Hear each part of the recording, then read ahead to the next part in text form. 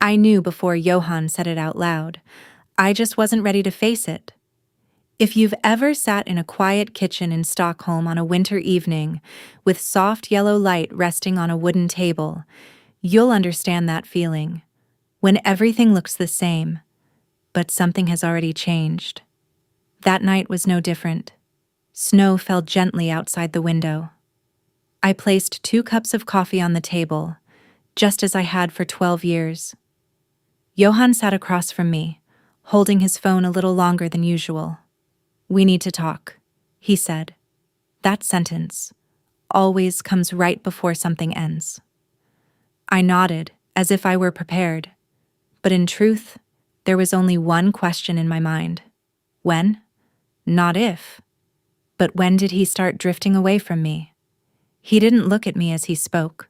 And he talked about distance, about different paths. Words that sounded so composed, so Scandinavian.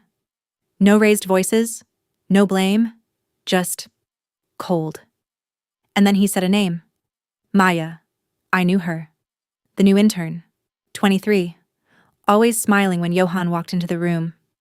I didn't ask anything else. Not because I didn't want to know, but because I already knew enough. But there was one thing I still didn't understand.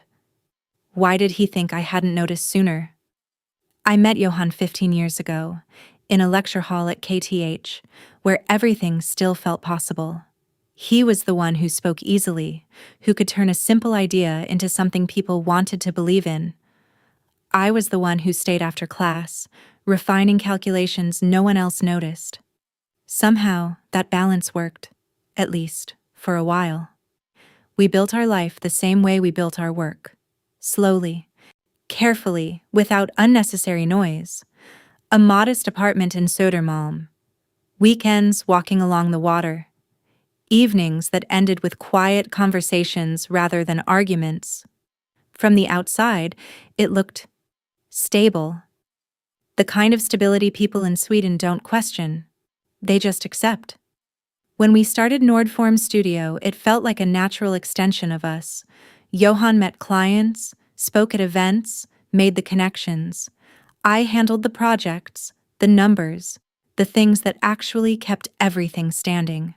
We never said it out loud, but we both knew how it worked. Or maybe, I thought we did. Over the years, small things shifted. Not dramatically. Nothing you could point at and say, "This is where it broke." Just subtle changes. Later nights at the office. Messages he wouldn't answer in front of me. A new kind of energy in him. Lighter. Almost restless. And then there was Maya. She joined 6 months ago. Talented, yes. But more than that, attentive. She listened to Johan in a way that felt different. Not like a colleague, not like an equal. At first I told myself it was nothing. People connect. It happens. But one evening I stayed later than usual. The office was almost empty. The lights dimmed. The city already quiet outside. And then I heard his voice. Soft. Careful. Not the voice he used with me anymore. I didn't walk into the room. I just stood there, listening. And in that moment, something inside me shifted. Quietly, but completely. I didn't confront him that night. Instead, I went home, took off my coat, and sat by the window as the city moved on without me. It wasn't denial. It was something colder. An instinct to observe before acting, and to understand the structure before deciding where it might fail. The next morning, Johan behaved as if nothing had changed. He kissed my cheek, asked about a client meeting, poured coffee. Routine? Intact? Almost convincing. Almost. "Will you be late tonight?" I asked, keeping my voice even. "Probably," he said. "We're reviewing some concepts." We. It was such a small word. But it stayed with me longer than it should have. Days passed like that. Small fractures, carefully hidden. Conversations that ended too quickly. A distance that grew, not in arguments, but in absence. And somehow, that made it harder to address. There was no clear moment to point at, no scene, no explosion, just a quiet withdrawal. Until Sunday. We were invited to dinner at his mother's apartment in Östermalm. The table was set too perfectly, as always. Candles aligned, plates arranged with that particular attention that felt less like care and more like performance. His mother greeted me politely, but not warmly. His sister barely looked up from her glass of wine. And then, without warning, his mother smiled and said, "Johan seems lighter these days. It's good to see him like that again." Again. I felt Johan shift beside me. Not surprised, not confused, just uncomfortable. I looked at him, waiting for him to say something, to correct it, to anchor us back into something real. He didn't. Instead, he reached for his glass and avoided my eyes. And in that moment, sitting at that table, surrounded by people who suddenly felt like strangers, I understood something with absolute clarity. This wasn't beginning. It had already begun. And I was the last one to be told. After that dinner, nothing changed on the surface, and that was the problem. We didn't argue. We didn't raise our voices. Life continued with the same quiet rhythm Stockholm is so good at preserving. Mornings with coffee, evenings with work. Weekends that looked intact from the outside, but something had shifted underneath. Johan stopped explaining things. Not abruptly, just gradually. Meetings he didn't mention. Decisions I used to be part of that were already made before I even knew they existed. At the office, people still came to me with questions, but I began to notice the hesitation, as if they were unsure who they should be asking now. At home, the silence grew heavier. Not uncomfortable enough to confront, but too present to ignore. Months passed. Then a year. Maya was no longer just an intern.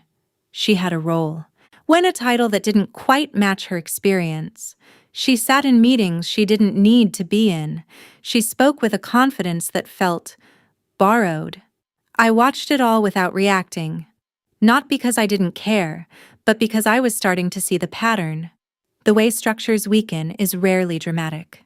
It's slow, subtle, invisible, until it isn't. And then came the first real sign. A client I had worked with for years called me directly, his tone careful. "Elin, I just wanted to check. Are you still leading the project?" The question was simple, but the silence after it wasn't. I reassured him, of course. Professional. Calm. Exactly as expected. Yet after I hung up, I didn't return to work. I just sat there, staring at the screen. Because for the first time, it wasn't about Johan anymore. It was about something else. Something larger. Something I hadn't fully seen yet. But I could feel it, quietly taking shape beneath everything I thought I understood. The truth didn't arrive all at once. It came in pieces. Quiet. Precise. Almost polite. The first was an email. I opened it late in the afternoon, expecting routine updates. Instead, I found a draft contract sent to a major client, signed only with Johan's name. My name, removed. Not discussed, not even mentioned. I read it twice, then a third time. No mistake.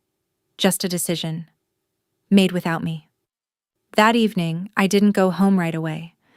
I stayed at the office until most of the lights were off, until the building had settled into that familiar after-hours silence, the kind where even small sounds carry further than they should. And then, I saw them, through the glass wall of the conference room, Johan and Maya, sitting close, closer than necessary. A laptop open between them, but neither of them looking at the screen. They were talking quietly, the kind of conversation people have when they believe no one is watching. I stood there longer than I should have. Not out of shock, but because I was waiting. For something. A sign that I was wrong. That I had misunderstood. It didn't come. Instead, Johann leaned forward slightly, his voice soft, almost careful. "We just need a little more time," he said. "Once everything is transferred, it'll be easier." Transferred. The word landed harder than anything else. I stepped back before they could see me. Not fast, not dramatic. Just enough. Suddenly, everything aligned. The decisions, the distance, the subtle shifts I had been trying to rationalize. This wasn't about feelings. It was about control. It about positioning. About removing me. Slowly, quietly, before I even realized I was being moved out. I went home that night and didn't turn on the lights. I sat in the dark, replaying every moment from the past year, fitting each piece into place. And when the picture finally became clear, it wasn't the betrayal that hurt the most. It was the realization that it had all been planned, and that I had been standing inside it the entire time, without seeing it. I didn't confront them the next day. Instead, I did something far quieter. I reviewed every contract, every clause, every ownership detail we had once discussed and then forgotten, not out of suspicion, but out of trust. A trust I had placed too easily in something that had already begun to change. And then I made a decision. Not driven by anger, not even by hurt, but by clarity. And a few weeks later, I stepped away. Legally, completely, and on my own terms. I didn't argue. I didn't explain. Johann didn't expect resistance. That was his final miscalculation. Because when I left, I didn't take anything that wasn't mine. I simply took what had always been. The clients followed quietly. The projects transferred one by one. No announcements, no drama, just continuity. Months later, I heard that the company struggled, that Johann tried to hold it together, that Maya left not long after things became difficult. I didn't feel satisfaction, just distance, and something else. Lighter than anything I had felt in years. For a long time, I believed love meant supporting someone, even when it cost you your place beside them. Now I understand something different. Respect is quieter than love, but far more essential. Yet when it disappears, everything built on top of it begins to weaken, slowly and without warning. And the hardest truth is this. Sometimes, you don't lose your place in someone's life. You simply realize it was never truly yours to begin with.